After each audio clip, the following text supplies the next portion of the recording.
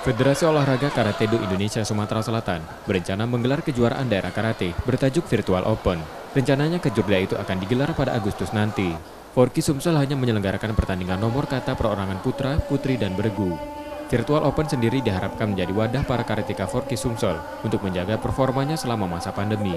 Para karateka terbaik dari kejurda disiapkan mengikuti kejurnas, jika Forki juga mengadakan kejuaraan virtual nantinya.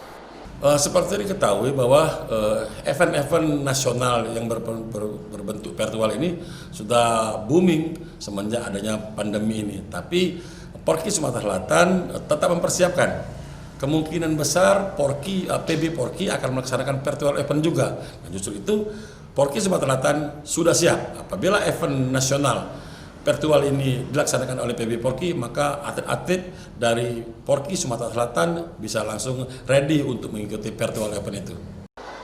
Untuk menggaungkan kejuaraan daerah itu, Forki Sumsel sudah menggelar sosialisasi ke seluruh pengurus Forki kabupaten kota yang ada di Sumsel. Nur Muhammad, Kompas TV, Palembang.